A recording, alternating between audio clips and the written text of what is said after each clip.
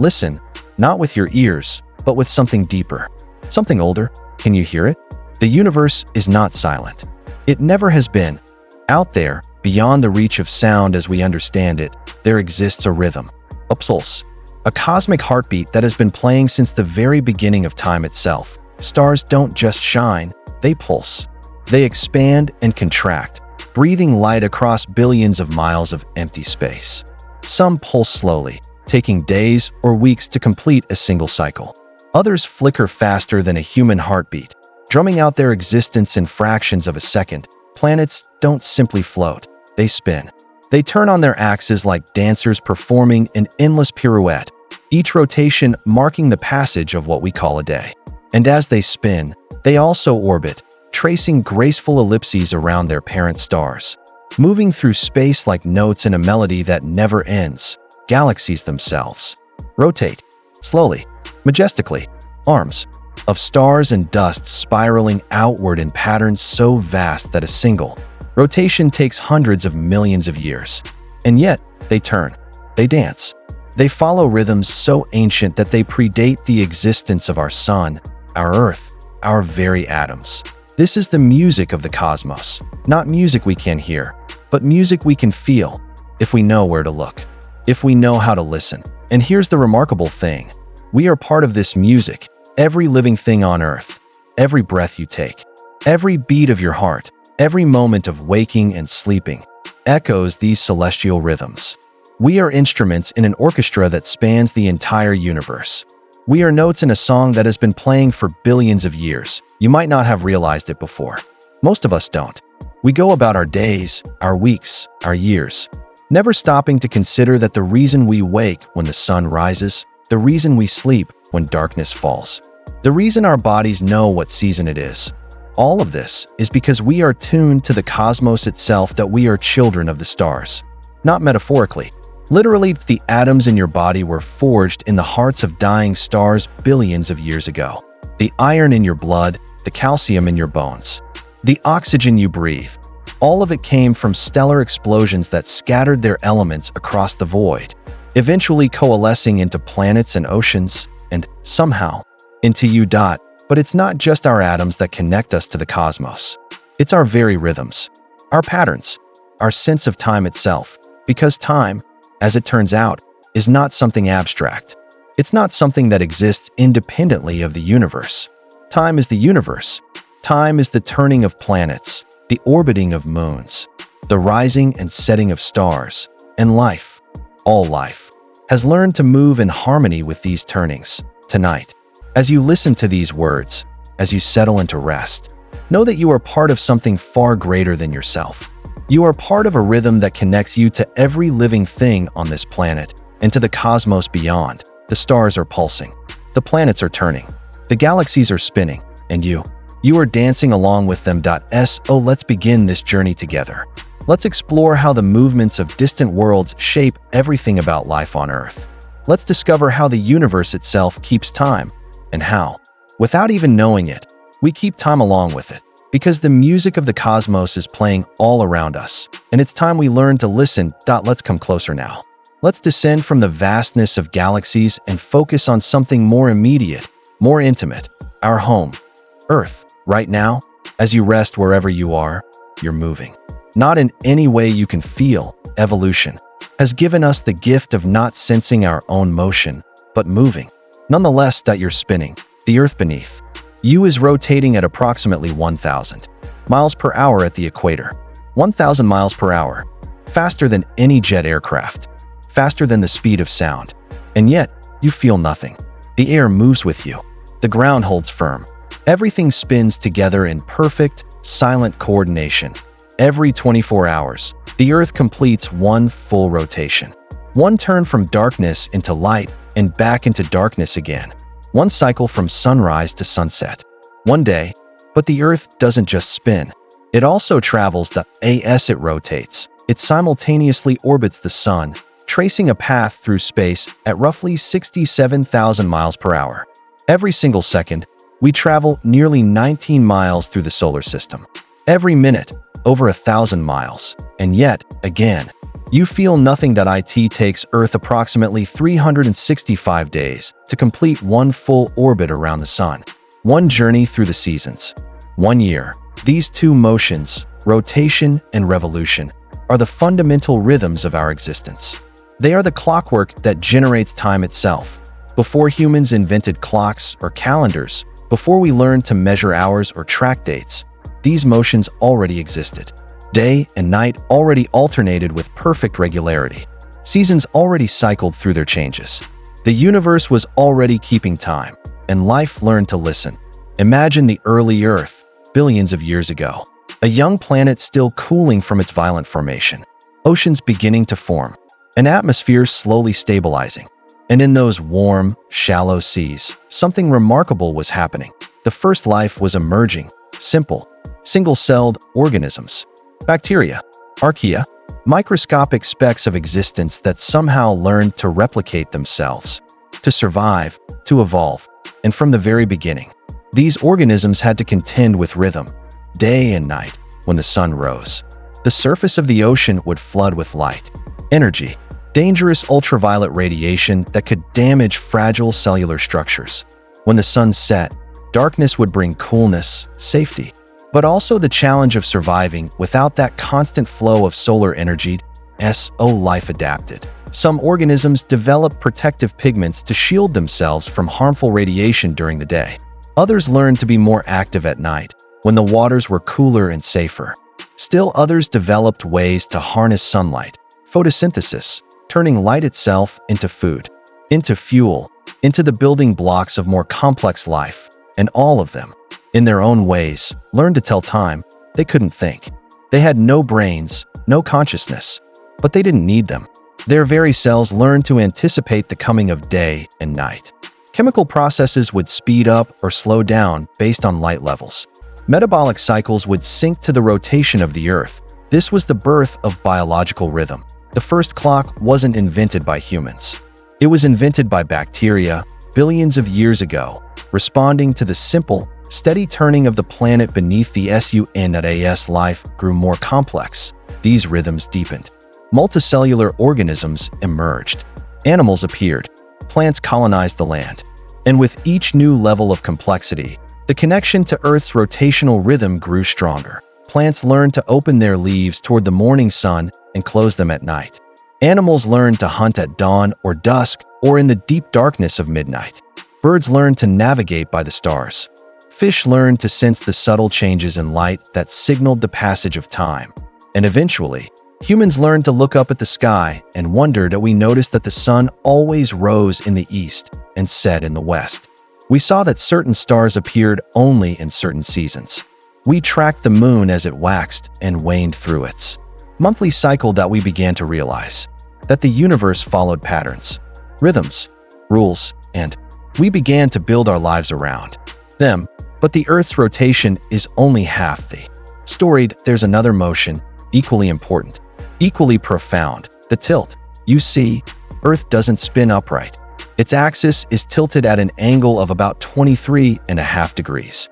And as the Earth orbits the Sun, this tilt remains constant, always pointing in the same direction relative to the stars. This tilt is why we have seasons. When the northern hemisphere is tilted toward the Sun, it receives more direct sunlight, more warmth, more energy. Summer, when it's tilted away, the sunlight comes at a shallower angle, spreading out over a larger area, delivering less heat. Winter. 6 months later, the positions reverse. Summer becomes winter. Winter becomes summer.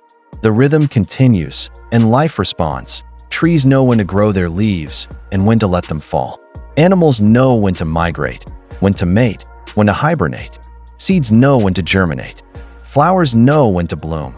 All of this, every migration, every bloom, every falling leaf, is a response to the Earth's tilt and its journey around the Sun. We are, all of us, creatures of this motion, children of this turning world. And as you lie here now, know that you are part of it. The planet is spinning beneath you. The seasons are cycling around you. The fundamental rhythms of existence are moving through you with every breath. You are not separate from the cosmos. You are woven into its very fabric, and the deeper rhythms have only just begun. Now let's turn our gaze upward. Let's look toward Earth's most faithful companion, the moon. Every night, if the sky is clear, you can see it. Sometimes full and luminous, flooding the world with silver light. Sometimes just a delicate crescent, hanging like a whisper in the darkening sky. Sometimes hidden entirely, invisible but still present, still circling, still pulling. Because the moon does more than shine.it pulls, even though it's nearly 250,000 miles away. The moon's gravity reaches across the void and tugs at the Earth. Not enough to feel directly. We're far too small for that, but enough to move entire oceans. Twice a day, the ocean rises. Twice a day, it falls. High tide, low tide, high tide, low tide. This is the breathing of the sea, and the moon is what makes it breathe. Imagine standing on a beach at night. The moon hangs low over the horizon, fat and golden, its light painting a shimmering path across the dark water. You can feel the cool sand beneath your feet, the gentle wash of waves against the shore, the salt-tinged breeze moving through the air, and if you stand there long enough, you'll notice something. The water is rising, slowly, almost imperceptibly, but rising nonetheless. Each wave reaches just a little farther up the beach than the one before. The tide pools that were dry an hour ago are filling now. Crabs scuttle into deeper water. Seabirds call to each other in the darkness. This is the moon's work. Its gravity creating a gentle bulge in the ocean, pulling the water toward it as it passes overhead. But here's what's remarkable. The ocean isn't just responding to the moon. It's synchronized with it. All across the world, wherever there are seas, the tides rise and fall in rhythm with the lunar cycle. Not randomly, not chaotically, but in perfect, predictable patterns that have repeated for billions of years. And life has learned to dance to this rhythm. In the shallow waters of coral reefs, something extraordinary happens once a year, timed precisely to the full moon. Millions of coral polyps, tiny animals that build the reef, all release their eggs and sperm into the water at exactly the same moment. The ocean clouds with life. Eggs and sperm drifting, meeting, combining. A single night of synchronized reproduction that ensures the continuation of the reef for another generation. How do they know? How does a simple coral polyp, with no brain, no eyes, no way of seeing the moon, know exactly when the moon is full? The answer is as elegant as it is mysterious. They feel it. The subtle changes in light. The shift in water pressure as the tides grow stronger. The ancient chemical signals encoded in their cells, passed down through millions of years of evolution. The moon speaks to them. And they listen. Along the coastlines of California, another lunar ritual unfolds. Every spring, during the highest tides of the year, the tides that come when the moon is new or full, small silver fish called grunion ride the waves onto the beach. The females dig into the wet sand and lay their eggs. The males fertilize them. And then, as quickly as they came, the fish return to the sea. The eggs remain buried in the sand, safe from predators, developing slowly. And 2 weeks later, when the next high tide reaches that same spot on the beach, the eggs hatch. The baby fish emerge and are swept back into the ocean by the waves. Timing is everything. Too early, and the eggs would be washed away before they could develop. Too late, and they'd be stranded, unable to reach the water. But the grunion don't worry about timing. They don't need to. The moon does it for them. For millions of years, the moon has been their calendar, their clock, their guide. Sea turtles, too, know the moon's rhythm. They come ashore to lay their eggs during the highest tides, when the beach is widest and the journey from water to nesting site is shortest. They dig their nests in the sand, far enough from the water that the daily tides won't reach them, but low enough that when the hatchlings emerge weeks later, they'll have a fighting chance of reaching the sea, and the hatchlings themselves wait for the right moment. They sense, somehow, when night has fallen, when the moon is high, when the tide is beginning to rise. And then, all at once, they burst from the sand and scramble toward the water, guided by the moonlight reflecting off the waves. It's a journey of only a few dozen feet. But for a tiny turtle, it's an odyssey, a race against time, against predators, against the odds. And the moon lights their way. But the moon's influence doesn't stop at the shoreline. For thousands of years, humans, too, have lived by lunar time, long before we had modern calendars. We tracked the months by watching the moon's phases. A new moon would appear as the thinnest crescent, grow night by night into a full circle, then shrink back down to nothing. The cycle took about 29.5 days, 0.1 lunar month. Ancient farmers planted crops by the moon's phases. Fishermen knew when the tides would be strongest. Travelers navigated by its light. Festivals were held at the full moon, when the night was brightest and communities could gather safely after dark. Even today, many cultures still follow lunar calendars. The Islamic calendar, the Hebrew calendar, the traditional Chinese calendar, all track the phases of the moon, syncing human life to this ancient celestial rhythm. And deep within our bodies, some scientists believe, we still carry traces of this lunar connection, sleep patterns that shift subtly with the moon's phases, menstrual cycles that average 28 days, close to the lunar month, mood fluctuations that some people report during full moons. The evidence is debated. The mechanism's unclear, but the idea persists that we, like the coral and the grunion and the turtles, are still tuned, at least a little, to the moon's gentle pull. So tonight, as you drift towards sleep, imagine the moon above you. Even if you can't see it, even if clouds obscure the sky, it's there, circling, pulling, keeping time. The tides are rising somewhere. The tides are falling somewhere else. The ocean breathes, and you breathe with it.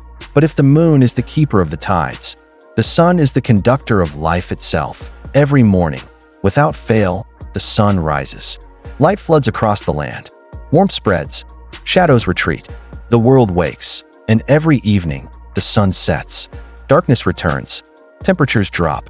The world rests. This daily cycle, this rhythm of light and dark, warmth and cool, is perhaps the most fundamental pulse that life on Earth has ever known. Because the sun is more than just a light in the sky. It's an engine, a furnace, the source of nearly all the energy that powers life on this planet. Plants capture sunlight and transform it into sugar through photosynthesis. Herbivores eat the plants. Carnivores eat the herbivores.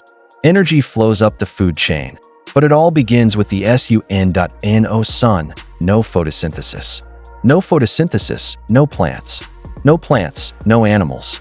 No animals, no us. The sun is life, and life has organized itself around the sun's rhythm with astonishing precision. Let's start with something simple. Something you've probably never thought twice about. Flowers that open in the morning and close at night. Morning glories unfurl their delicate petals as the first light touches them, turning their faces toward the rising sun. By evening, they've curled closed again, waiting for the next dawn. Dandelions do the same. Daisies, tulips, crocus. Why? Why waste energy opening and closing every single day? Because timing matters. Many flowers rely on specific pollinators, bees, butterflies, hummingbirds, that are active only during certain hours. By opening when their pollinators are awake and closing when they're not, flowers maximize their chances of reproduction while minimizing the energy they spend. It's efficiency born from rhythm. Rhythm born from the sun. But plants don't just react to light. They anticipate it. Scientists have discovered that many plants have internal clocks, molecular mechanisms within their cells that keep time even in constant darkness. These clocks tell the plant when dawn is coming, allowing it to start preparing even before the sun rises. Photosynthetic machinery ramps up. Stomata, the tiny pores on leaves, prepare to open. Growth hormones are released. By the time the first rays of sunlight arrive, the plant is already ready, already optimized, already in sync. This is the power of circadian rhythm, the internal clock that aligns life to the turning of the earth. And it's not just plants that have it. Animals, too, run on internal clocks tuned to the sun cycle. Bees return to their hives at dusk. Bats emerge as darkness falls. Owls hunt through the night. Songbirds begin their chorus just before dawn. Each species has its own schedule, its own window of activity, its own niche in the daily rhythm of life. And humans? We're no different. Deep in your brain, buried within a tiny cluster of cells called the suprachiasmatic nucleus, is your own circadian clock. It runs on a cycle of roughly 24 hours, close to, but not exactly matching, the Earth's rotation. Every day, this clock is reset by light. When sunlight hits your eyes in the morning, specialized cells detect it and send signals to your brain. Your clock synchronizes. Your body knows it's time to wake. Hormones shift. Cortisol rises, giving you energy. Melatonin, the sleep hormone, drops to nearly nothing. As the day progresses, your body temperature rises. Your alertness peaks. Your metabolism speeds up. Then, as evening approaches and light begins to fade, everything reverses. Melatonin starts to rise. Cortisol drops. Your body temperature begins to fall. Drowsiness sets in. You are not deciding to feel tired. Your circadian clock is deciding for you, based on the ancient rhythm of light and dark that has governed life on Earth for billions of years. This is why jet lag feels so disorienting. Your internal clock is still set to your original time zone, but the sun in your new location is on a different schedule. Your body and the environment are out of sync. It takes days for your clock to adjust, days for your rhythm to realign with the local cycle of light and dark. But it's not just the daily cycle that matters. There's a larger rhythm at play. The seasons. As the Earth orbits the sun, the tilt of its axis creates a yearly cycle of changing daylight. In summer, the days are long and the nights short. In winter, the reverse, and life responds. In temperate regions, trees shed their leaves in autumn, conserving energy through the cold, dark months. In spring, as daylight increases, they bud and bloom again. Many animals time their reproduction to match the seasons. Birds migrate thousands of miles to reach breeding grounds where food will be abundant when their chicks hatch. Deer give birth in late spring, when new grass is plentiful. Hibernation, too, is tied to the sun's rhythm. As days grow shorter and temperatures drop, bears retreat into dens. Ground squirrels burrow underground. Their metabolisms slow to a crawl. Their body temperatures drop. They enter a state of suspended animation, surviving the winter on stored fat, waiting for the return of longer days. How do they know when to hibernate? How do they know when to wake? Light. Specifically, the changing length of daylight, what scientists call photoperiod. Animals measure photoperiod with remarkable precision. Their bodies detect the gradual shortening of days in autumn and the gradual lengthening in spring. Hormones respond. Behaviors shift. It's all automated, all synchronized to the sun. Even humans feel this seasonal pull, though most of us barely notice it anymore in our climate-controlled, artificially lit environments. But it's there. Seasonal affective disorder, SAD, affects millions of people, particularly in northern latitudes where winter days are very short. The lack of sunlight disrupts circadian rhythms, lowers serotonin levels, and can lead to depression.